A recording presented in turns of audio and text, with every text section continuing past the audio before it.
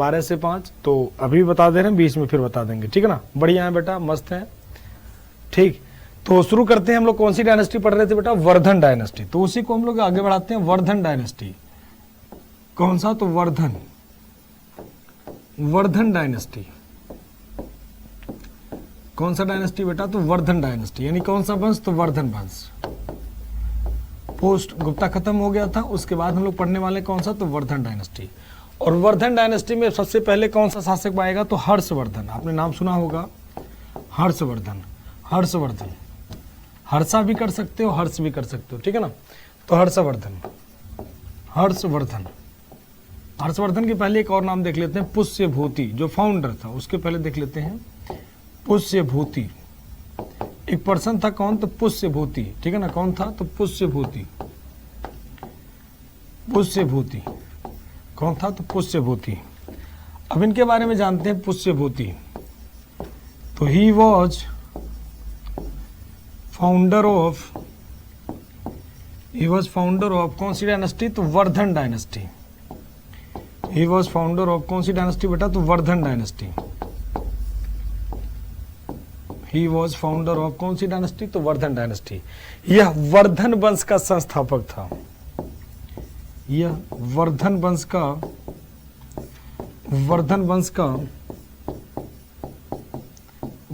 का संस्थापक था, ठीक। ही वॉज फाउंडर ऑफ कौन सी डायनेस्टी? वर्धन डायनेस्टी। इसकी कैपिटल कहां होगी बेटा? इसकी कैपिटल कहां होगी? तो कैपिटल इसकी कहां होगी? थानेश्वर। कहां होगा? तो थानेश्वर। थानेश्वर का नाम सुना होगा समझिए, थानेश्वर। कैपिटल कहां होगी? थानेश्वर। और थानेश्वर कहां है? तो आप सबको पता है कहां? हरियाणा में। कहां पर? तो हरियाणा में, ठीक है ना। कहां पर? तो हरियाणा में, ठीक है ना। कहां है? तो हरियाणा में, थानेश्वर, ठीक है ना। कहां पर? तो थानेश्वर। थानेश्वर। और थानेश्वर कहां है? तो हरियाणा में, ठीक है ना। मतलब इसकी राजधानी कहां होगी? तो थानेश्वर, हरियाणा में। तो पुष्यभूति वंश यानी वर्धन वंश, वर्धन वंश या पुष्यभूति वंश, इसी को एक और नाम देते हैं। तो दोबारा लिख दे रहे हैं ताकि कंफ्यूज ना होना। पुष्यभूति डायनेस्टी। अगर आपसे पूछता है कि पुष्यभूति डायनेस्टी या वर्धन डायनेस्टी, पुष्यभूति वंश या वर्धन वंश का संस्थापक कौन होगा, तो आपका आंसर क्या होगा बेटा? तो आपका आंसर होगा क्या? तो हर्ष कौन होगा? तो पुष्यभूति। पुष्यभूति इस वंश का संस्थापक था, वर्धन वंश का, ठीक। नहीं, मॉर्निंग में होगा बेटा, मॉर्निंग में होगा। नाइट वाइट में कोई मैराथन नहीं, मॉर्निंग में मैराथन। कल चलेगी मैराथन आपका, दिन में होगा 12 बजे से 5 बजे तक एप्लीकेशन पर। नो यूट्यूब, ओनली एप्लीकेशन, ठीक है ना। एप्लीकेशन पे मैंने आप लोगों की जो डिमांड थी सर, संडे, तो संडे 12 से 5 एप्लीकेशन होगा। और इसमें क्या पढ़ाएंगे? तो आपकी थियरी चलेगी, थियरी। और थियरी में देखो, या तो साउथ इंडिया उठाएंगे या तो वैदिक एज वगैरह उठाएंगे, वो कल डिसाइड होगा, ठीक। कल ये पढ़ाएंगे आपको एप्लीकेशन पे 12 से 5, ठीक है ना। दिन में 12 से 5 डे में होगा। कल आपकी मैराथन होगी, ठीक। तो सारे बच्चे बिल्कुल रेडी रहे। हाँ, तो इसकी कैपिटल कहाँ थी? हाँ, प्रेजेंट में कुरुक्षेत्र। हाँ बिल्कुल हरियाणा वही है बेटा, ठीक। तो इसके दो है। तो पुष्यभूति वंश का फाउंडर कौन था? तो पुष्यभूति वंश का फाउंडर जो होगा कौन होगा? तो पुष्यभूति वंश का फाउंडर पुष्यभूति, यानी वर्धन डायनेस्टी का फाउंडर कौन होगा? तो पुष्यभूति। तीनों का मतलब एक ही होता है। राजधानी कहाँ थी? तो राजधानी इसकी कहाँ थी? तो थानेश्वर। कहाँ पर? तो थानेश्वर, हरियाणा में। और बात कर ले भाई, इसके बाद अदर किंग की बात कर लेते हैं कि भाई अन्य राजा कौन कौन से थे। तो अदर किंग, अदर रूलर कर लो। अदर रूलर यानी क्या? तो अन्य शासक। अन्य शासक की अगर बात करोगे बेटा, भाई अन्य शासक कौन थे, तो अन्य शासक में होंगे कौन? तो आलतू फालतू शासक। इन्हें आप याद करो ना करो आपकी मर्जी है, फिर भी मैं लिख दे रहा हूं, आपकी इच्छा। आप याद करो ना करो, कोई दिक्कत नहीं बेटा। तो ये थे कौन? तो नरवर्धन, नरावर्धना, राज्यवर्धन, ये राज्य, आदित्यवर्धन, और कौन? तो प्रभाकर वर्धन।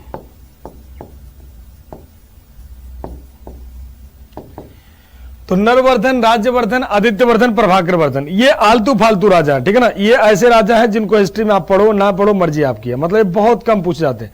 अब पढ़ो ना पढ़ो आपकी मर्जी, मतलब आप खुद ही समझ लो कैसे राजा होंगे। मतलब ये कौन से राजा है, तो आलतू फालतू राजा। मतलब हिस्ट्री में राजा तो हैं बट बहुत ज्यादा काम के नहीं है, ठीक है ना, बहुत ज्यादा काम के नहीं है। इन्हें याद करो ना करो कोई दिक्कत नहीं, ठीक, वो आपकी मर्जी है, ठीक। तो नरवर्धन, राज्यवर्धन, आदित्यवर्धन, प्रभाकर वर्धन, ये सब आलतू फालतू राजा है। इसमें अगर बात करोगे प्रभाकर वर्धन, ठीक है ना, अगर बात करोगे प्रभाकर वर्धन, हर्षवर्धन, राज्यवर्धन, तो ये राज्यवर्धन पहला वाला अलग था, ये दूसरा राज्यवर्धन। एक और राज्यवर्धन था जो हर्षवर्धन का हर्षवर्धन का कह लो कि, ठीक है ना, कि हर्षवर्धन उसके अगर बात करोगे तो इनके दो पुत्र जो आपके फाउंडर थे पुष्यभूति, उनके दो पुत्र थे राज्यवर्धन और हर्षवर्धन। तो मेन था राज्यवर्धन, फिर बढ़ेगा कौन, तो हर्षवर्धन। तो ये सब फालतू राजा है, इन्हें फिर से याद करो ना करो कोई दिक्कत नहीं है। 5 पावर से कम कर लो सर, नहीं नहीं, ठीक है ना। आलतू फालतू का मतलब हो गया इन्हें याद करो ना करो मर्जी आपकी है, कहने का मतलब ये बहुत ज्यादा इंपॉर्टेंट नहीं है, ठीक। इसके बाद बात कर ले तो जिसे आपको पढ़ना है वो कौन है, तो हर्षवर्धन। ये अदर किंग में आते हैं लोग, जिसे आपको पढ़ना है वो कौन है, तो हर्षवर्धन। हर्षवर्धन जिसे आपको पढ़ना है,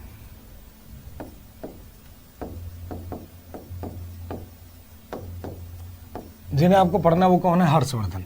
हर्षवर्धन की बात करोगे तो हर्षवर्धन की बात करोगे, हर्षवर्धन कौन से धर्म को मानता था, तो बौद्ध धर्म को मानता था, ठीक है ना। He was follower of Buddhism. ये कौन से धर्म को मानता था, बुद्धिज्म को मानता था, ठीक। ये बुद्धिस्ट यानी क्या, तो बौद्ध धर्म का अनुयायी था, ये बौद्ध धर्म का अनुयायी था। और बात कर लें, ठीक है ना। इस ही ट्रांसफर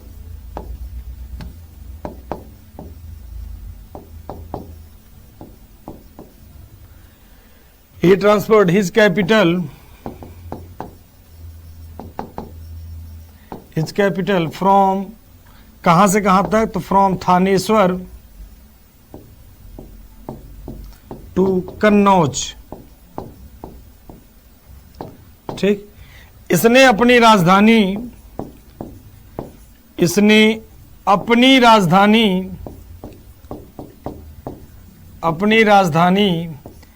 थानेश्वर से कन्नौज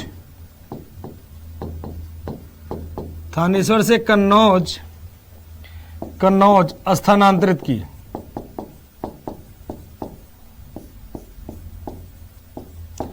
तो इसने अपनी राजधानी कहां से कहां कर दी, तो थानेश्वर से कन्नौज कर दी। इसने अपनी कैपिटल कहां से कर दिया, तो थानेश्वर से कन्नौज कर दिया। कहां पर, तो थानेश्वर से कन्नौज। और कौन से धर्म का अनुयायी था, तो बौद्ध धर्म। तो बौद्ध धर्म को कौन मानता था, हाँ, capital transfer Thaneshwar to Kannauj, बढ़िया आंसर। तो थानेश्वर से कन्नौज कर दिया, ठीक है ना, थानेश्वर से कन्नौज कर दिया। तो इसकी कैपिटल कहां हो जाएगी, तो ध्यान रखना बेटा, इसकी कैपिटल कहां हो जाएगी, तो कन्नौज हो जाएगी, ठीक है ना। इसकी कैपिटल कहां हो जाएगी, तो कन्नौज, ठीक। अब दो राजधानी, एक थानेश्वर हो गई, दूसरी कौन हो गई, तो कन्नौज। तो हर्षवर्धन बौद्ध धर्म को मानता था, राजधानी थानेश्वर से कहां कर दिया, कन्नौज कर दिया, ठीक। नेक्स्ट पॉइंट पे आते हैं भाई, अगला पॉइंट, ये बौद्ध धर्म को मानता था। और दूसरे पॉइंट पे आते हैं, इसी के समय एक बौद्ध यात्री आता है जिसे कहते हैं क्या, ह्वेनसांग इसी के समय आता है, ठीक है ना। Hiuen Tsang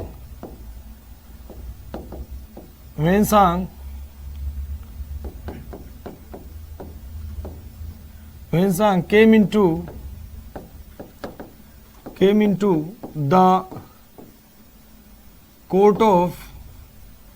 into the court of Harshvardhan,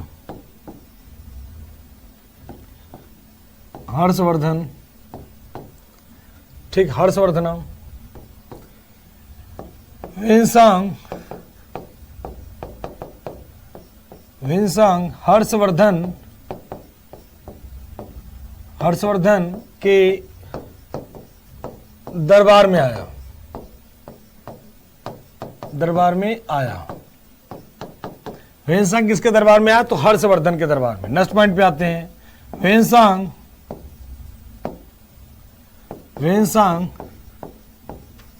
was follower of Buddhism. Hiuen Tsang कौन से धर्म को मानता था? तो बौद्ध धर्म को।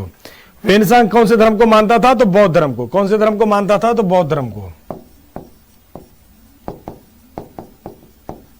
यह बौद्ध धर्म का अनुयायी था। He was follower of Buddhism. कौन से धर्म का? ह्वेनसांग। ह्वेनसांग की बात कर रहे हैं। ह्वेनसांग बौद्ध धर्म को मानता था। ह्वेनसांग बौद्ध धर्म का अनुयायी था। ही वॉज फेमस एज सी यू की। यह सी यू की के नाम से भी प्रसिद्ध था।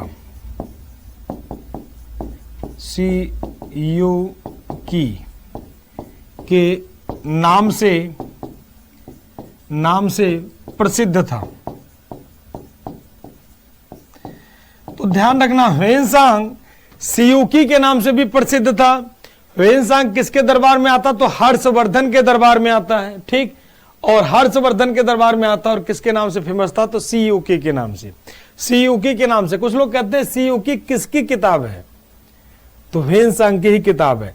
तो सियूकी इसकी किताब भी मान सकते हो, सियूकी के नाम से प्रसिद्ध है ये भी कह सकते हो। कुछ भी आंसर आए तो आपका आंसर क्या होगा? तो ह्वेनसांग। कहां से आया था? तो कहां से आता है? तो ये चाइना से। He came from China. He comes from China. यह केम फ्रॉम चाइना। यह कहां से आता है? तो यह चीन से आता है। यह चीन से आया, चीन से भारत आया। ये कहां से भारत आता है? तो चीन से भारत आया। कहां से? तो चीन से। तो चीन से भारत आने वाला पर्सन कौन था? तो हर्षवर्धन। कौन था? तो हर्षवर्धन, ठीक है ना। अरे ह्वेनसांग। तो यहां तक क्लियर है? एक बार समझ लो फटाफट, तेजी से फिर से बैक कर दे रहे हैं जो बच्चे लेट में ज्वाइन किए हैं। पुष्यभूति डायनेस्टी का फाउंडर या हर्षवर्धन डायनेस्टी का फाउंडर तो कौन होगा? तो पुष्यभूति, ठीक है ना। इसकी कैपिटल कहां थी? तो थानेश्वर। इसके बाद ये फालतू राजा नर राज आदित्य प्रभाकर, ठीक है ना। ये सब आलतू फालतू राजा है, ठीक। उसके बाद में हर्षवर्धन की बात कर लेते हैं। इसे आपको पढ़ना है पोस्ट मौर्य में, ठीक है ना, पर पोस्ट गुप्ता में। ये कौन से धर्म को मानता था? तो बौद्ध धर्म को। बौद्ध धर्म का अनुयायी था। इसने अपनी कैपिटल कहां से कहां कर दी? तो थानेश्वर से कन्नौज कर दी, ठीक है ना। कन्नौज अपनी कैपिटल ट्रांसफर कर दी, ठीक। और ये किसके दरबार में? तो ह्वेनसांग मतलब ह्वेनसांग जो होता है हर्षवर्धन के दरबार में आया था। ह्वेनसांग कौन से धर्म को मानता था? तो बौद्ध धर्म का अनुयायी था, ठीक। इसने इसको किस नाम से प्रसिद्ध था? तो सियूकी के नाम से यह प्रसिद्ध था, ठीक है ना। किसके नाम से? तो सियूकी के नाम से प्रसिद्ध था। ये केम फ्रॉम कहां से आया था? तो चाइना से आया था, ठीक। यहां तक क्लियर है? यहां तक क्लियर? एक बार बता दे। Clear guruji, clear guruji, clear guruji, ठीक। Kavya okay sir. Aman clear. Chinese traveller, हाँ चाइनीज ट्रेवलर कर सकते हो बिल्कुल। रानी का क्लियर। अभी गुप्ता का क्लियर। विक्रांत का नोटेड सर। मिंटू पाल क्लियर गुरुजी, ठीक। सभी का क्लियर। मिस्टर एस क्लियर, ठीक है। भारत क्यों आता है? बिल्कुल सही क्वेश्चन है बेटा, भारत क्यों आता है? क्लियर गुरुजी, 100% क्लियर, ठीक है। देखो, भारत आने के पीछे 2-3 एजेंडा होते हैं। पहला बात तो उस समय जैसे कहते हैं ना खोज करना कि भारत में तो बौद्ध धर्म का यात्री था, ठीक है ना। इसे कहते हैं क्या? तो यात्रियों का राजकुमार। अभी लिखना है इसको, ठीक है ना। तो तीर्थ यात्रियों का राजकुमार कहते हैं। तो कि हिंदू भारत में बौद्ध धर्म का केंद्र माना जाता है कौन? तो भगवान बुद्ध जहां पैदा हुए लुम्बिनी उस समय नेपाल में नहीं था बल्कि इंडिया का पार्ट था, ठीक है ना। और बात कर लो तो वो सब इंडिया का पार्ट था। लुम्बिनी वगैरह जो था अभी के समय में जो आप कह लो कपिल वस्तु डिस्ट्रिक्ट कहते हैं, ठीक है ना। एक डिस्ट्रिक्ट का नाम सुना होगा आपने, सिद्धार्थनगर यूपी में, ठीक है ना। आप में से हो सकता है एक आध बच्चे वहां से हो भी। तो सिद्धार्थनगर डिस्ट्रिक्ट के बगल में ही है आपका लुम्बिनी। आप में से हो सकता है एक आध बच्चे गए भी हो। वो सब भगवान बुद्ध का प्लेस को यात्रा करने, क्योंकि वो महायान संप्रदाय को मानते थे, बौद्ध धर्म के अनुयायी थे। तो बौद्ध धर्म चाइना में जब चला गया था तो उसी के वो मानते हुए लोग यात्रा करने आते। कैसे हम लोग चारों धाम की यात्रा जाते हैं, ठीक। तो वो लोग भी उसी तरह से यात्रा करने आते थे कि भाई चलो हमारा धार्मिक प्लेस है, हमारा ये है, तो इसीलिए यात्रा करने के लिए आते थे। सर जी कन्नौज कहां पर है? कन्नौज यूपी में है कुंदन बेटा, ठीक है ना। हाँ हाँ, बौद्ध धर्म के प्रचार प्रसार, बिल्कुल वो अपना टूर करते, जैसे हम लोग कहते हैं ना चारों धाम की यात्रा कर लो, बिल्कुल वही सेम चीजें हैं, ठीक है ना। चले अगले पॉइंट पे आते हैं, ठीक। नेक्स्ट पॉइंट पे आते हैं।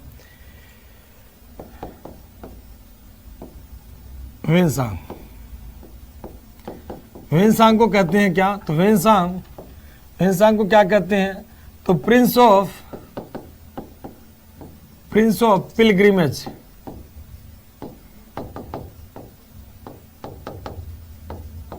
प्रिंस ऑफ पिलग्रिमेज इसे कहते हैं क्या? तो यात्रियों का राजकुमार, यात्रियों का राजकुमार,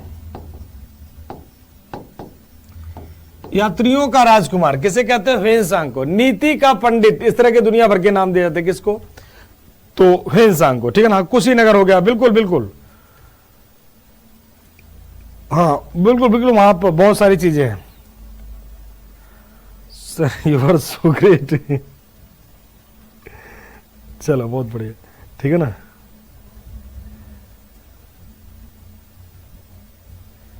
ठीक है ना, चलो ठीक। अब ह्वेनसांग के अनुसार, अगर ह्वेनसांग के अनुसार कहोगे तो, अगर बात करोगे ह्वेनसांग के अनुसार, तो वो भारत को कहता है ब्राह्मणों का देश, कहता ना, ठीक है ना, ठीक है ना। तो ये कहता क्या कि भारत ब्राह्मणों का देश है। India is a country of, वो कहता है कि भाई इंडिया जो नेशन है, इंडिया जो देश है, ठीक है ना, इंडिया जो कंट्री है वो ब्राह्मण लोगों की कंट्री है, ठीक है ना। India is a country of Brahmins, country of Brahmin. ब्राह्मण का मतलब जैसे उसने कहा था ना, जैसे उसने देखा कि हिंदू धर्म का उस समय, देखो अभी मुस्लिम तो आए नहीं है, तो मुस्लिम नहीं आए तो किसी कहीं भी जाता, ठीक है ना, कहीं भी जाता किसी से पूछता तो कोई ब्राह्मण मिलता, कोई अन्य कम्युनिटी के लोग मिलते, तो वो समझता कि ये ब्राह्मणों का देश है। मतलब जो सलाहकार होते थे उस समय, एडवाइजर कौन होते थे? ब्राह्मण लोग होते थे। तो कहता ब्राह्मणों का देश थे, India is a country of Brahmins, ये कहता है, ठीक है ना। ये कहता क्या? तो भारत ब्राह्मणों का देश कहता है, भारत ब्राह्मणों का देश, ये कहता है भारत ब्राह्मणों का देश है।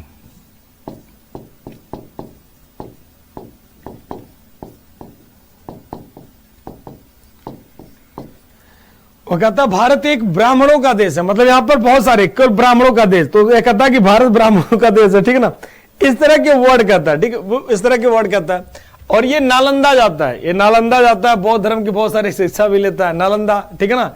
ही आल्सो वेंट टू नालंदा, ठीक है ना। ये कहां गया था? तो नालंदा गया था।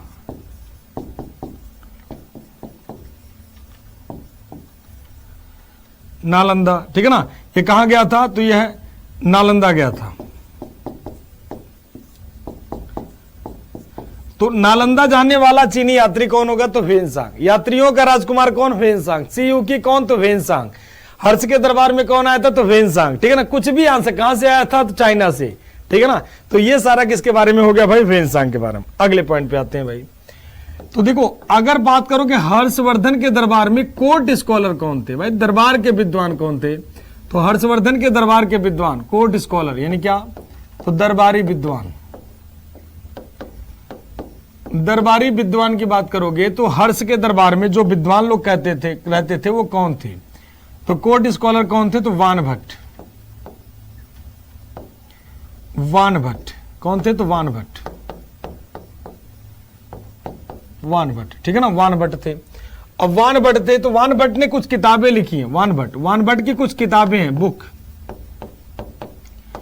वानभट्ट की बुक किताब क्या होगी? तो हर्षचरित, हर्षचरिता, हर्षचरित। और कौन होगा? तो और क्या किताब होगी भाई इनकी? तो कादंबरी।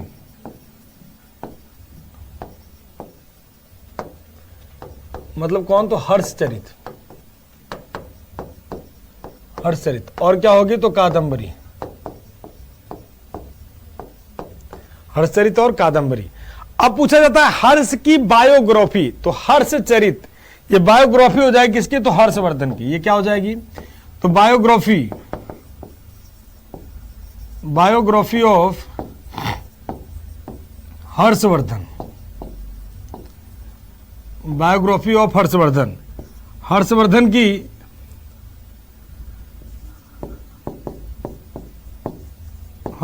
की जीवनी, हर्षवर्धन की जीवनी क्या हो जाएगी? तो क्या होगी? तो हर्षचरित। किसने लिखी थी? तो वानभट्ट ने। इसको कैसे याद करोगे? इसको कैसे याद करोगे? तो इसको याद करने का ट्रिक देखो भाई, कैसे याद करोगे इसको याद करने का ट्रिक देखो। बाण चलाओ हर्ष कदम बढ़ाकर, बाण चलाओ हर्ष कदम बढ़ाकर। ठीक, तो बाण चलाओ हर्ष कदम बढ़ाकर, तो वान भट्ट का मतलब बाण चलाओ हर्ष कदम बढ़ाकर, तो वान भट्ट की किताब है। वान भट्ट की किताब क्या होगी भाई? तो हर्ष चरिता और कदम का मतलब कादम्बरी। तो बाण चलाओ, तीर बाण चलाते हैं ना, तीर बाण, तो उसी को कहते हैं बाण चलाओ हर्ष कदम बढ़ाकर। तो तीर चलाने को कहते हैं बाण चलाओ हर्ष कदम बढ़ाकर, यानी बाण भट्ट की किताबें क्या होगी? तो हर्ष चरित और कादम्बरी। तो इस तरह से याद कर सकते हो, बाण चलाओ हर्ष कदम बढ़ाकर। हाँ, बाण चलाओ हर्ष कदम बढ़ाकर, बिल्कुल बेटा, बिल्कुल याद कर सकते हो। हाँ, कोई बात नहीं, अगर याद हो जा रहा है तो और अच्छी बात है, जिसको याद हो जाए बहुत अच्छी बात है, ठीक है ना। तो हर्ष चरित किसके? तो हर्ष की बायोग्राफी होगी। बायोग्राफी का मतलब होता है जीवनी, ठीक है ना। बायोग्राफी ऑफ हर्षवर्धन, तो हर्षवर्धन की हर्षचरित, और क्या हो जाएगी? तो कादम्बरी, ठीक है ना। चलिए अगले पॉइंट पे आते हैं भाई, और पॉइंट। तो हर्ष की बुकें क्या होंगी? तो बुक ऑफ हर्षवर्धन, हर्षवर्धन खुद एक लेखक था, तो book of Harshvardhan, book of Harshvardhan, Harshvardhan की किताब।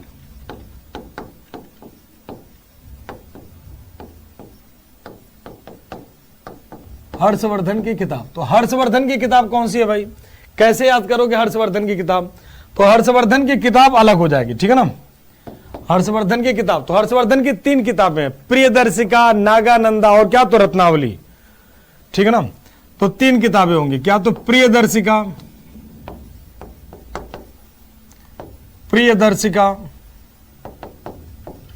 और क्या हो जाएगी? नागानंदा, और थर्ड वन इज क्या हो जाएगा बेटा? रत्नावली। मतलब आप कैसे याद करोगे इसको? तो इसको याद कर लो भाई, लो इसको हिंदी में भी लिख दे रहे हैं, प्रियदर्शिका, नागानंद और क्या? तो रत्नावली। जो बच्चे लेट में ज्वाइन किए हैं वो बच्चे जान लें, कल संडे है, कल आपके एप्लीकेशन पे 5 घंटे की मैराथन है, 12 से 5, ठीक है ना। वो 12 से 5 है, हो सकता है कुछ समय पहले 4 बजे तक करा लें, वो अलग बात है। तो 12 से 5 आपकी मैराथन होगी कल, ठीक है ना। 12 से 5 आपकी मैराथन है, ठीक। और वो किस पे है? तो एप्लीकेशन पे, ध्यान रखना है किस पे? तो एप्लीकेशन पे, एप्लीकेशन पे 12 से 5 मैराथन है, ठीक है ना। और इसमें आपका कोई एमसीक्यू नहीं, इस पे चलेगा थियरी प्रॉपर, ठीक है ना, प्रॉपर थ्योरी चलेगी, ठीक। तो आपका जो टॉपिक होंगे या तो साउथ इंडिया या वैदिक बौद्ध जैन ये सब लेंगे, क्या पढ़ाएंगे वो कल डिसाइड होगा, ठीक है ना। तो कल 12 से 5, 12 PM समझ लेना, 12 PM से लेकर के कितना? तो 5 PM तक, 5 बजे शाम तक, ठीक है ना। 12 बजे से लेकर दिन में शाम को 5 बजे तक आपकी मैराथन होगी। तो सारे बच्चे रेडी रहे, नाइट मैराथन अभी कोई नहीं है, नाइट मैराथन होगी तो मैं आपको पहले इन्फॉर्म कर दूंगा, ठीक है ना, कि भाई किस दिन नाइट मैराथन होगी, जीएस की क्या क्या टॉपिक होंगे वो सब मैं आपको मेंशन कर दूंगा, ठीक है ना, अगर कुछ ऐसा प्लान बनता तो। अभी तो फिलहाल इसी पे पढ़ो, ठीक है, क्लियर। हाँ, 5 बजे टॉपिक कौन कौन से होंगे कल बता देंगे आपको, या तो साउथ इंडिया पढ़ाएंगे या तो फिर देखेंगे बुद्धिज्म, जैनिज्म, वैदिक एज, कुछ ऐसा उठा लेंगे, ठीक है ना। 5 घंटे अलग अलग टॉपिक चलेंगे, 2 घंटे एक अलग होगा, फिर 1 घंटे अलग होगा, ऐसे टॉपिक चलेंगे। क्योंकि आपके एग्जाम भी पास में आ रहे हैं तो थोड़ा सा कोर्स आपका लंबा खिंच नहीं रहा है, तो एप्लीकेशन पे क्योंकि बहुत डीप में आपको पढ़ा रहे हैं, इतने आराम से, इतने इत्मीनान से आप लोग पढ़ भी रहे हो, क्लास भगा के भी नहीं पढ़ा रहे हैं, कुछ छोड़ भी नहीं रहे, मुर्गी अंडा सब पढ़ा दे रहे हैं। मुझे लगता नहीं है कि इसके पढ़ने के बाद आपको किसी और नोट की जरूरत पड़ेगी, ठीक है ना। बाकी फिर भी आप मार्केट से करो, कुछ पढ़ना चाहते हो तो मैं मना नहीं करता, ठीक। इतना डीप में जा रहे हैं कि अब आपको कोई भी किताब खरीदने की नीड नहीं पड़ेगी, आप हो सकता है एग्जाम में टू द पॉइंट क्वेश्चन पा जाओ। ऐसे भी भगवान, मैं तो ईश्वर से ये प्रार्थना करूंगा कि जो पढ़ा रहा हूँ वही मिल जाए आपको, ताकि आप आसानी से कर पाओ, कोई दिक्कत ना हो भाई। एग्जाम ना हम पेपर बनाते हैं ना आप जानते हो क्या आएगा, ठीक है ना। सब प्रेडिक्शन लगा करके, जैसे अभी हमने कहा कि आलतू फालतू आ जाए, तो इन्हें बिल्कुल छोड़ के चलो। बहुत सारे बच्चे होते हैं सर इनको बता दो, तो उन सबके चक्कर में ना रहो, कभी भी ना रिसर्च करने के चक्कर में ज्यादा ना रहो। जो मैं आपको बताता हूँ बेटा इतना तो कम से कम करो। जब बहुत सारे बच्चे कहते हैं सर इसका डेट लिख दो, इसका एंशिएंट हिस्ट्री में मैं आपको पहले ही बता चुका हूँ, कोई डेट नहीं याद करना, ठीक, जब यूपीएससी नहीं पूछता तो आप लोगों का तो एनडीए का एग्जाम, हिंद का एनडीए हो गया, छोटे मोटे जो एग्जाम्स हैं, ठीक, उसमें तो मतलब ही नहीं बनता है। मॉडर्न हिस्ट्री आपको अच्छे से पढ़ना है, मॉडर्न हिस्ट्री का जितना रिवीजन कर पाओ उतना ही कम है। पूरा रिवीजन आपको मॉडर्न हिस्ट्री रखना है, मुगल डायनेस्टी रखना है, ठीक है ना, ये 2 रिवीजन में रखना है। तो आप लोग बढ़िया से अच्छे से तैयारी करो और हम तो आपके साथ हैं ही।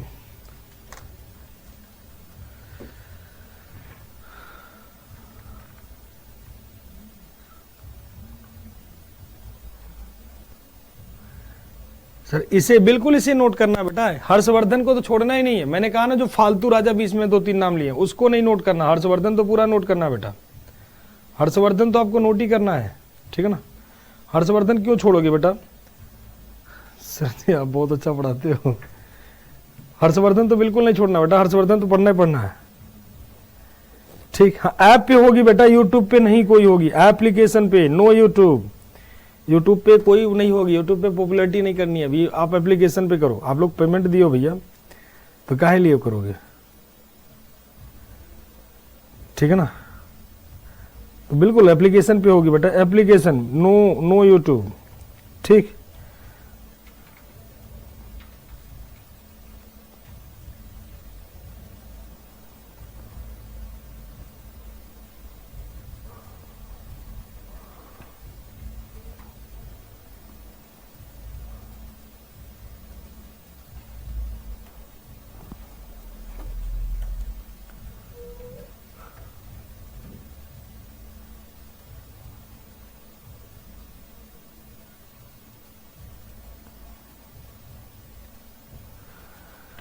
हाँ चलो किस टाइम 12 से 5, इसीलिए दोबारा लिख दिया बेटा 12 से 5 ताकि आप कंफ्यूज ना हो। चलो अब आते हैं, किसी बच्चा कह रहा है वर्धन सर का टाइम लिख दो, वर्धन का टाइम ले लो, भैया लिख दे रहे हैं, वो भी खुश रहो। और जब आखिरी में पूछेंगे ना बेटा एक एक डेट बता दो तो पक्का तुम लोग नहीं बता पाओगे, ठीक है ना। फिर भी लिख दे रहे हैं, चिंता ना करो। ये लो हर्षवर्धन है ना, इनको 606 में बिठा दो और 647 में मार दो, ठीक है ना। किसी किसी किताब में 605 मिलता है तो 5 आपको कंसीडर नहीं किया जाता है, 606 आपको मार्क करना, ठीक है ना। 606 से 647, ठीक, ये होता है किसका, तो हर्षवर्धन का टाइम 606 से लेकर के 647 तक, 647 तक, ठीक। चलिए अगले पॉइंट पे आते हैं। तो देखो हम लोग यहां तक पहुंच चुके हैं, ठीक, कि इनकी किताब तो क्या क्या होंगी, तो वर्धन तो 12 से 5 कल क्लास होगी आपकी, एप्लीकेशन पे छुट्टी नहीं होगी, ठीक। उसके बाद जो भी क्लासेस होंगी मुझे नहीं पता, ठीक। कल की क्लास आपको जरूर सारे बच्चों को अटेंड करना है क्योंकि बहुत सारे टॉपिक निकल जाएंगे, तो इस हिसाब से आपको काम करना है, ठीक। लव यू बेटा, लव यू, सभी को लव यू, ठीक, सभी को लव यू। जितना बच्चा होगा बता देंगे बेटा। तूफान जी काहे इतना तूफान मचा रहे हो, आराम से पढ़ो, मस्त हो गए यार, तुम्हारा नाम ही इतना बढ़िया है, ठीक, काहे परेशान हो। तुम्हें तो आराम से एग्जाम में जाकर के तूफान मचाना है, एग्जाम में जाकर के एग्जामिनर डर जाए कि कौन सा क्वेश्चन तुम्हारे लिए ना बनाए, ठीक, ऐसा अटेंड करके आना, कुछ भी नहीं छोड़ना है, तूफान मचाना एग्जाम में, ठीक है ना। नाम और तूफान दोनों एक साथ साथ रखना है कि जो पूछेगा उसको तूफान सिंह की तरह तूफान मचाना आपको, ठीक है। तूफान जी टेंशन नहीं लेना है, नाम जैसा वैसे काम करके आना है, पूरा एग्जाम में कोई क्वेश्चन छोड़ना नहीं है, कोशिश करना है 90% अटेंड करके आओ, ठीक, छोड़ना नहीं है। चलो आते हैं बेटा, अब देखो इसको याद कैसे करोगे, तो इसको याद करने का ट्रिक क्या है भाई, इसको याद करने का ट्रिक देख लो भाई, कैसे याद करोगे, तो इसको याद करने का ट्रिक देख लेते हैं। इसको याद करने का ट्रिक क्या होगा, इसको याद करने का ट्रिक क्या होगा, हर्ष का PNR, हर्ष का PNR। भाई हर्ष एक जगह यात्रा कर रहा है तो उसके लिए क्या चाहिए, तो PNR नंबर चाहिए, तो PNR, इसको देखो PNR, PNR का P का मतलब हो जाएगा प्रियदर्शिका, N का मतलब होगा नागानंदा, R का मतलब होता है रत्नावली। जैसे ट्रेन में यात्रा जब आप करते हो ना तो PNR नंबर होता है, उसमें पता चलता है कि आपकी टिकट कंफर्म है कि नहीं कंफर्म है, तो ऐसे याद कर लो हर्ष का PNR। और भी कुछ हो तो आप बना सकते हो, प्रिय नाग रत्न लाके दो, दूसरा ट्रिक आप कर लो भाई, प्रिय ये पहला हो गया, दूसरा कर लो प्रिय नाग रत्न लाकर दो, रत्न, तो प्रिय नाग रत्न लाकर दो, ठीक है ना, ऐसे याद कर लो। प्रिय का मतलब हो जाएगा प्रियदर्शिका, एन का नाग का मतलब होगा नागानंदा, रत्न का मतलब होगा रत्नावली, तो प्रिय नाग रत्न लाके दो, कैसे भी करके याद कर लो, वो आपके ऊपर डिपेंड करता है, जैसे आपको याद करना है वैसे याद कर लो। ठीक, चलिए अगले पॉइंट पे आते थे। तो हो गया हर्षवर्धन की किताब। नेक्स्ट पॉइंट पे आते हैं बेटा, और बात कर ली। हर्ष वॉज फेमस एज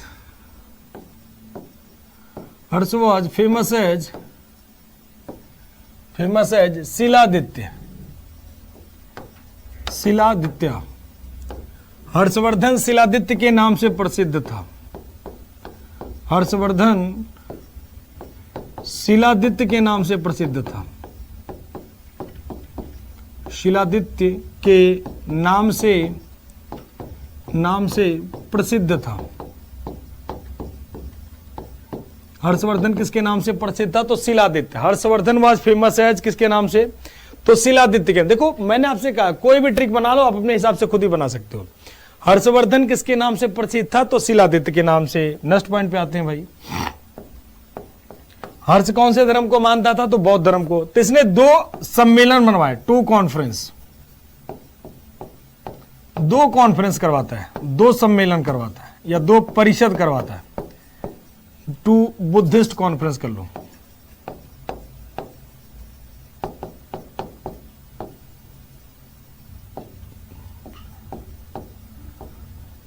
दो बौद्ध सम्मेलन, 2 सम्मेलन करवाता है। कॉन्फ्रेंस कर लो, बुद्धिस्ट पूरी तरह से नहीं लिख सकते हो, 2 कॉन्फ्रेंस कर लो, क्योंकि इस पे डिस्प्यूट रहता है कि बुद्धिस्ट माने या ना माने। 2 सम्मेलन,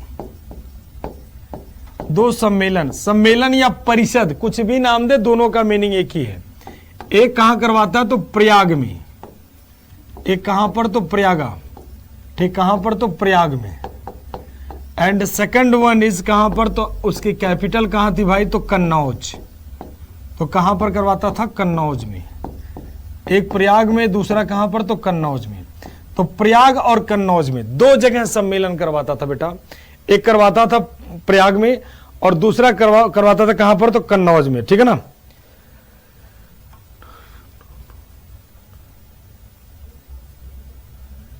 कल कौन सी क्लास हुई है बेटा गैंगवार? कल की टॉपिक बिल्कुल नोट करना है बेटा। कल की क्लास तो आपका मैराथन होगा, तो टॉपिक आपके क्लास से जो है जो पढ़ाएंगे यहाँ पर, वो यहाँ पे जो आपका मैराथन होगा वो थियरी वाला होगा। ठीक है ना, बिल्कुल नोट करना है।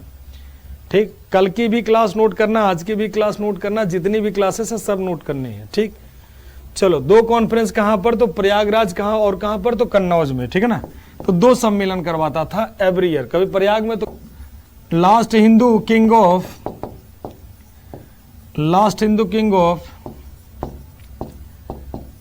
एंशिएंट हिस्ट्री,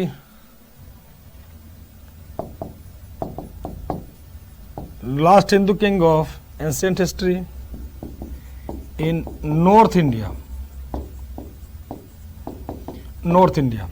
ठीक है ना, मतलब उत्तर भारत का अंतिम हिंदू राजा किसे मानते हैं? तो हर्षवर्धन को। ठीक है ना, लो इसको हिंदी में कर दे रहे हैं। उत्तर भारत का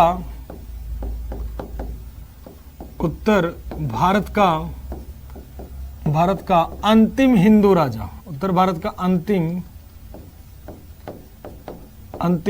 हिंदू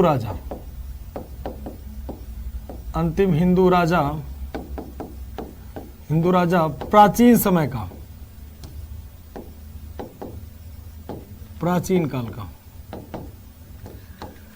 तो प्राचीन काल का अंतिम हिंदू राजा एंशिएंट टाइम का किसे मानते? तो हर्षवर्धन को। हर्षवर्धन को अंतिम हिंदू राजा किसे मानते? तो हर्षवर्धन को। कौन से टाइम का बेटा? तो एंशिएंट टाइम का। ठीक है ना, तो एंशिएंट टाइम का अंतिम हिंदू राजा किसे मानते? तो हर्षवर्धन को। नेक्स्ट पॉइंट पे आते हैं। ही वॉज डिफीटेड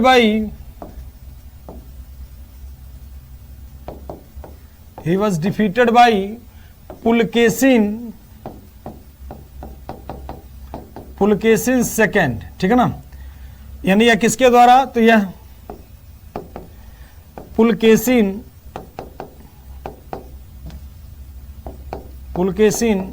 द्वितीय के द्वारा पराजित किया गया। ठीक है ना, तो यह किसके द्वारा हराया गया? तो पुलकेशिन द्वितीय के द्वारा। ठीक है ना, तो पुलकेशिन द्वितीय के द्वारा हराया गया कौन? तो Harshvardhan. Harshvardhan was defeated by Pulakeshin second. तो पुलकेशिन सेकेंड ने किसे हराया था? तो हर्षवर्धन को। ठीक है ना, हर्षवर्धन को कौन हराता है? तो पुलकेशिन द्वितीय ने, ठीक।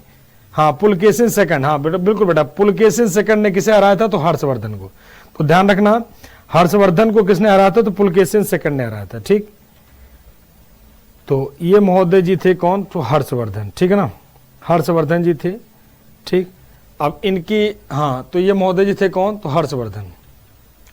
इनके सिस्टर का नाम भी कभी कभी पूछ लेता, लो इनके सिस्टर का भी नाम लिख दे रहे हैं। सिस्टर का नाम इनके क्या था? तो राज्यश्री, राज्यश्री, ठीक है ना। इनकी बहन का नाम क्या था? तो राज्यश्री, राज्यश्री, ठीक है ना, बहन का नाम क्या था? तो राज्यश्री, ठीक है ना। तो इनके सिस्टर का नाम क्या था? तो राज्यश्री। इनके ब्रदर का नाम क्या था? मतलब इनके भाई कौन थे? तो इनके भाई का नाम क्या था? तो इनके भाई, हाँ, इनके भाई का नाम क्या था? तो राज्यवर्धन, ठीक है ना। इनके भाई का नाम क्या था? तो राज्यवर्धन,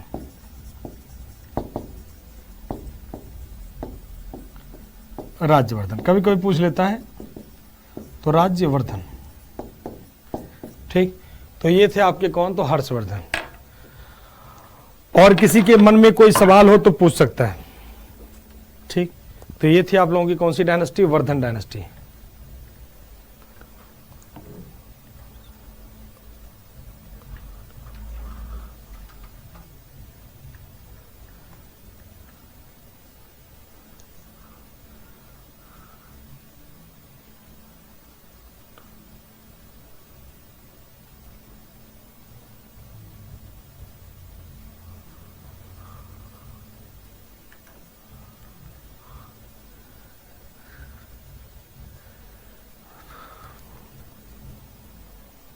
ठीक, तो यहां तक क्लियर है सभी का? Clear guruji, clear guruji, clear guruji, clear guruji, clear guruji, clear गुरुजी। और किसी के मन में कोई डाउट हो तो पूछ सकता हूं। तो ये थी आपकी एंसेंट हिस्ट्री, ठीक। अब शुरू करेंगे हम लोग अर्ली मिडेवल। कौन सी क्लास में? तो नेक्स्ट क्लास में अर्ली मिडेवल। इसके बाद शुरू हो जाता है क्या? तो अर्ली मिडेवल। देख लेते हैं इसी क्लास में। इसके बाद शुरू हो जाएगा क्या? Early medieval. अर्ली मिडेवल में कौन हो जाएगा बेटा? बाकी जो बुद्धिज्म, जैनिज्म, हिंदू है वो सब पढ़ाऊंगा, तो उसके लिए टेंशन मुक्त रहना, ठीक है ना। यानी क्या? तो पूर्व मध्यकाल, पूर्व मध्यकाल, ठीक, पूर्व मध्यकाल। अब अर्ली मिडेवल में देखोगे तो अर्ली मिडेवल में 3 शासक मिलेंगे। हम अर्ली मिडेवल का टाइम की बात करोगे तो कब से कब का टाइम माना जाता है? तो 712 से लेकर के कितना टाइम माना जाता है? 712 से लेकर के 1206 AD तक, ठीक है ना, 1206 AD तक।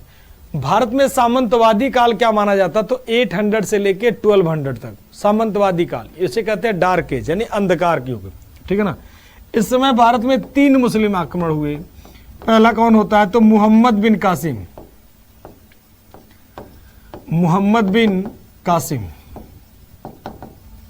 मोहम्मद बिन कासिम। दूसरा पर्सन कौन पढ़ेंगे इसमें हम लोग? तो महमूद गजनवी, महमूद गजनवी। और तीसरा पर्सन कौन पढ़ेंगे? तो मोहम्मद गोरी,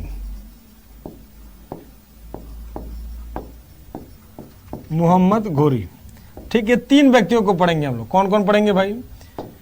तो मोहम्मद बिन कासिम, मोहम्मद बिन कासिम, और किसके बारे में? तो मोहम्मद महमूद गजनवी,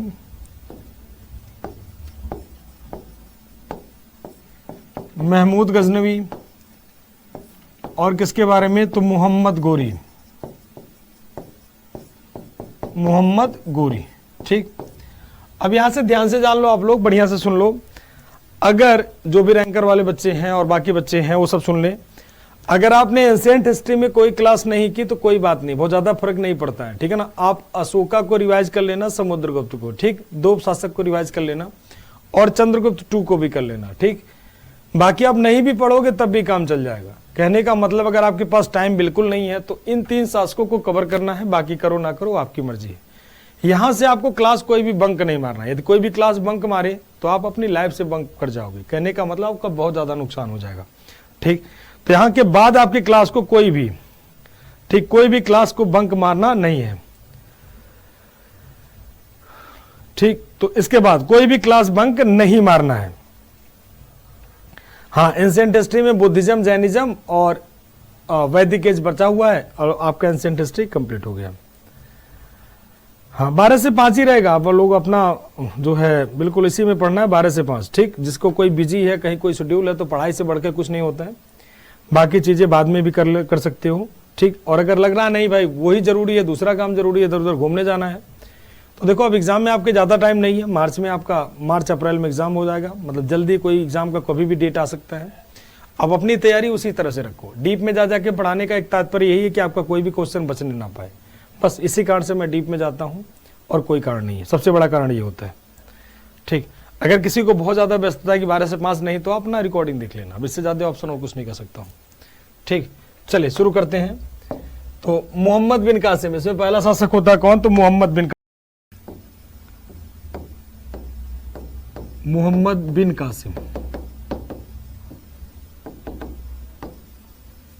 बिन कासिम, तो मोहम्मद बिन कासिम, ठीक है ना, मोहम्मद बिन कासिम।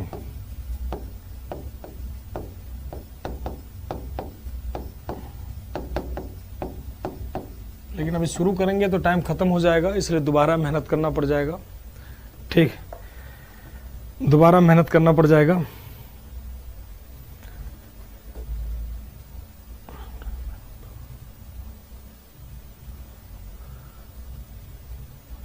हाँ, टुमारो क्लास 12 to 5। हाँ बिल्कुल बिल्कुल कराएंगे बेटा, क्वेश्चन प्रैक्टिस सब कुछ करवाएंगे। और बताओ,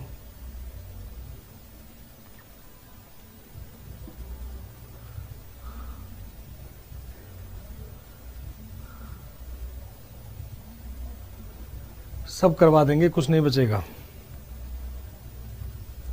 हाँ, 712 एडी, चलो देख लेते हैं। Battle of Sindh,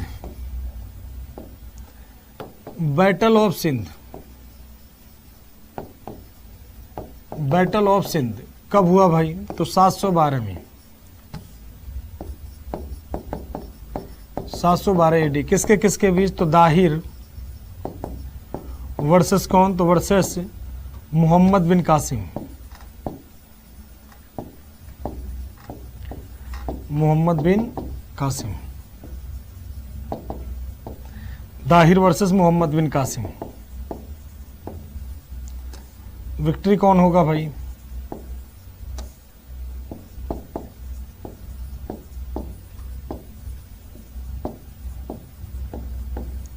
Mohammad bin Qasim. Next class में डायरेक्टली समझाएंगे दाहिर और किसके बीच? तो मोहम्मद बिन कासिम।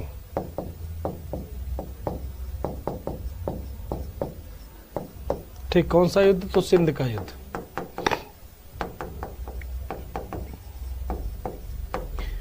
तो सिंध का युद्ध कब? 712 में। किसके किसके बीच? तो दाहिर और मोहम्मद बिन कासिम के बीच। विजेता कौन हुआ? तो मोहम्मद बिन कासिम। कौन हुआ बेटा? Muhammad bin Qasim. अब देखो दाहिर कौन था? तो दाहिर सिंध का राजा था। दाहिर कौन था? तो Dahir was king of Sindh. तो कुछ पॉइंट बना के लिख दे रहे हैं। Dahir was king of Sindh, king of Sindh. Dahir was king of Sindh, यानी दाहिर कहां का राजा था? तो दाहिर सिंध का राजा था। दाहिर सिंध का राजा था। दाहिर कहां का राजा था? सिंध का राजा था। दाहिर कहां का राजा था? सिंध का राजा था। Next point, Dahir was last Hindu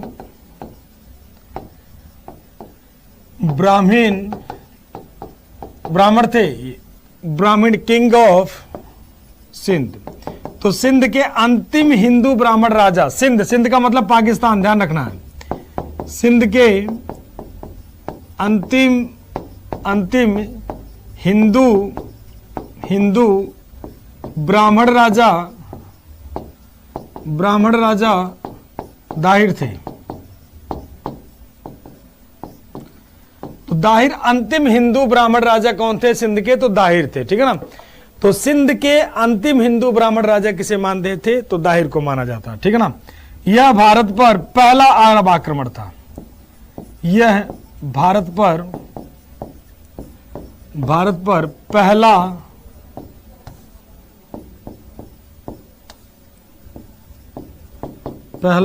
अरब आक्रमण था।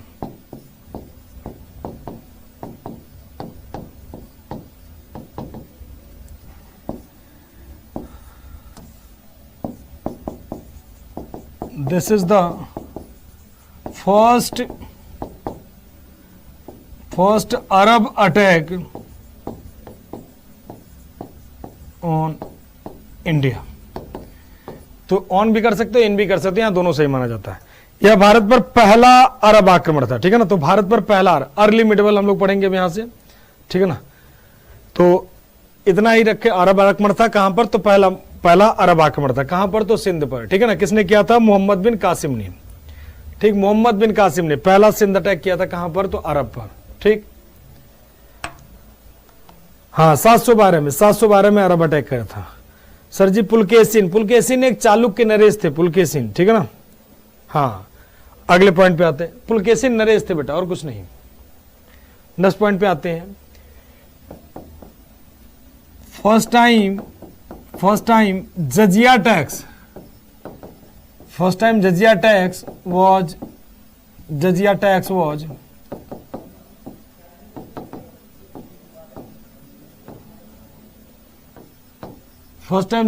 was introduced by Muhammad bin Qasim.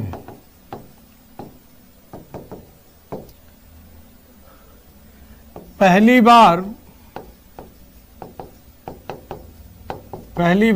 जजिया कर मोहम्मद बिन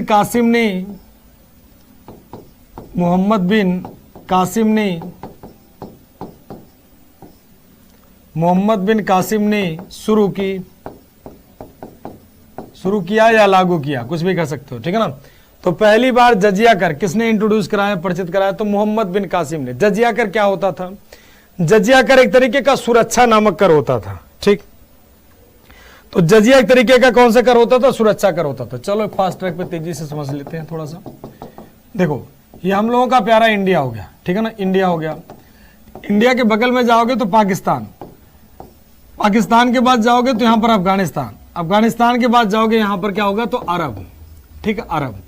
और यहां पर एक छोटा सा देश है, कौन सा, तो श्रीलंका, ठीक है ना। यहां पर एक छोटा सा देश देखोगे, कौन सा, तो श्रीलंका, ठीक है ना, श्रीलंका। अब श्रीलंका के लोगों ने अरब के खलीफा कौन होते थे, मुस्लिम धर्म के धर्मगुरु होते थे। तो श्रीलंका के लोगों ने खलीफा को कुछ गिफ्ट दिया और वो गिफ्ट जहाजों पर लोड होना शुरू हो गया। ऐसे जा रहे थे, ऐसे, ठीक है ना, ऐसे जा रहे थे। यहां पर एक बंदरगाह था जिसे कहते थे देवल बंदरगाह। तो देवल बंदरगाह पर इन जहाजों को वहां के लुटेरों ने लूट लिया। और जब वहां के लुटेरों ने उनके जहाज को लूट लिया तो मैसेज पहुंचता कहां पर, कि अरब पे, कि आपके जहाज को सिंध के, उस समय जो देवल था, यह पूरा क्षेत्र था, इसे कहते थे सिंध। क्या कहते थे, सिंध। और सिंध का राजा कौन था, तो दाहिर। कहा गया सिंध क्षेत्र के अंदर में जो देवल बंदरगाह है, वहां के लुटेरों ने आपके जहाज को लूट लिया। तो उन्होंने कहा एक काम करो, पता करो सिंध का राजा कौन होता है। खलीफा कौन होते थे, तो खलीफा ध्यान रखना मुस्लिम धर्म के धर्म गुरु होते थे, ठीक है ना। तो इन्होंने कहा पता करो कौन है, तो पता कराया गया। तो जो है यहां पर जब पता चला कि सिंध का राजा कौन है, तो कहा गया दाहिर। तो दाहिर से जो अल हज्जाज था, अल हज्जाज ने हरजाना मांगा, ठीक है ना। अरब का अल हज्जाज था, इसने हरजाना मांगा कि जो भी हमारा नुकसान हुआ उसे आप पे कर दो। अगर आप उसे पे कर दे रहे हो तो हमारे आपके बीच किसी भी तरह की कोई दुश्मनी नहीं है, कोई डिस्प्यूट नहीं है, ठीक। तो मोहम्मद बिन कासिम, तो दाहिर ने कहा कि भाई देखो ये क्षेत्र हमारे अंडर में जरूर आता है, लेकिन यहाँ के लुटेरों पर हमारा कोई कंट्रोल नहीं है, इसलिए हम कोई भी हरजाना देने से, उन्होंने क्या कर दिया, मना कर दिया। तो जब मना कर दिया तो एक पर्सन को भेजा गया जिसे कहा गया मोहम्मद बिन कासिम और दाहिर के बीच युद्ध हुआ जिसे कहा गया बैटल ऑफ सिंध। सिंध के युद्ध में दाहिर की हार हुई, विजेता कौन हो गया, मोहम्मद बिन कासिम। तो मोहम्मद बिन कासिम विजेता हो गया और उसने कहा कि भाई विजेता हो गया, तो उसने विजेता हो गया तो इन्हें इस्लाम कबूल करने के लिए। तो दाहिर अंतिम हिंदू ब्राह्मण राजा कहां, सिंध के माने जाते हैं। दाहिर ने इस्लाम कबूल करने से मना कर दिया, खूब टॉर्चर किया गया, अंततः इन्हें फांसी दे दी गई और जब फांसी दे देगी तो दाहिर का चैप्टर क्लोज। और मोहम्मद बिन कासिम यहां पर एक कर लागू करता है, जजिया कर। क्या होता है जजिया कर? तो जजिया कर क्या होता है भाई? देखो, जजिया एक तरीके का सुरक्षा नामक कर होता है। जैसे देखो ये क्षेत्र हो गया, मान लो यहां पर है मुस्लिम और ये क्या है तो नॉन मुस्लिम, ये पूरा क्षेत्र है सिंध का। मान लो यहां पर राजा कौन है, तो राजा कौन सी कम्युनिटी का? तो मुस्लिम कम्युनिटी का। तो राजा कहता है देखो भाई मैं मुस्लिम कम्युनिटी का हूं, तो मेरा काम है सिर्फ और सिर्फ मुस्लिम को सुरक्षा देना, उन्हीं को प्रोटेक्ट करना, इन्हें प्रोटेक्ट करना, ये मेरी रिस्पॉन्सिबिलिटी नहीं है। अगर इन्हें प्रोटेक्शन चाहिए तो इन्हें कर देना होगा, अगर इन्हें प्रोटेक्शन चाहिए, सुरक्षा चाहिए तो इन्हें कर देना होगा। और उसी को नाम दिया गया कौन सा टैक्स? तो जजिया कर। कौन सा टैक्स? तो जजिया टैक्स। ठीक है ना। तो सुरक्षा भाई नेचुरल रूप से, मैं यहाँ का राजा हूं, फिर से समझ लो, राजा यहाँ का मुस्लिम है तो उसके साम्राज्य में दो लोग होंगे, एक मुस्लिम दूसरा नॉन मुस्लिम। तो कहा भाई देखो जो इस्लामिक कानून को मानते हैं, जो मुस्लिम धर्म को मानते हैं, ठीक है ना, वो मेरे नागरिक हैं, और जो नहीं मानते वो मेरे नागरिक नहीं है। तो उन्हें क्या करना होगा? अपने सुरक्षा के एवज में कर देना होगा, और उसे कहा गया कौन सा कर? तो जजिया कर। ठीक है ना। अब यहां पर क्वेश्चन कैसे पूछा जाता है? देवल बंदरगाह आधुनिक टाइम में कराची बंदरगाह को कहते हैं, कराची बंदरगाह जो नहीं है यहाँ पर, उसी को देवल कहते हैं। तो फिर समझ लो क्वेश्चन कैसे होता है। अगर आप CHSL का एग्जाम दे रहे हो, छोटा मोटे एग्जाम दे रहे हो, तो क्वेश्चन कैसे होता है? भारत पर पहला मुस्लिम अटैक किसने किया? मोहम्मद बिन कासिम ने। ठीक आंसर होगा। और अगर आप NDA का एग्जाम दे रहे हो तो भारत पर पहला मुस्लिम अटैक कब हुआ? तो 712 में। IAS का एग्जाम दे रहे हो तब भी डेट पूछता है। अगर ये पूछता है कि भारत पर पहला मुस्लिम अटैक किसने करवाया, तो IAS NDA हिंद में क्वेश्चन रहेगा क्या? तो अल हज्जाज ने। ठीक। तो भारत पर पहला मुस्लिम अटैक कब हुआ? 712 में। किसने करवाया? तो अल हज्जाज ने। किस पर्सन ने किया? तो मोहम्मद बिन कासिम ने। ठीक। फिर से समझ लो, भारत में पहली बार जजिया कर किसने लागू किया? मोहम्मद बिन कासिम ने। कब लागू किया? तो 712 में। किसने लागू करवाया? तो अल हज्जाज ने। क्वेश्चन को रिपीट कर दो, पहला मुस्लिम अटैक किसने किया? तो मोहम्मद बिन कासिम ने। कब किया? 712 में। किसने करवाया? तो अल हज्जाज ने। पहली बार मुस्लिम अटैक का सामना कहां के लोगों ने किया? तो सिंध के लोगों ने। पहली बार मुस्लिम अटैक का सामना किस हिंदू राजा ने किया? तो आंसर क्या होगा? दाहिर होगा। ठीक। तो कैसे भी क्वेश्चन, पहला मुस्लिम अटैक कौन करता? तो अरब का। कैसे भी क्वेश्चन होगा, आपका आंसर क्या होना चाहिए? सही होना चाहिए। ठीक है ना। तो देखो अगला पॉइंट लिख दे रहे हैं, Mohammad bin Qasim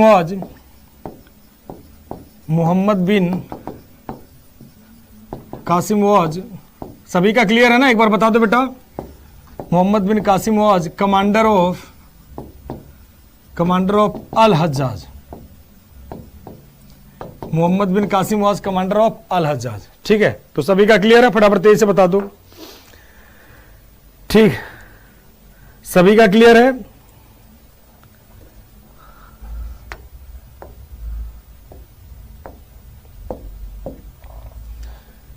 Lakshita okay sir, clear sir. ठीक,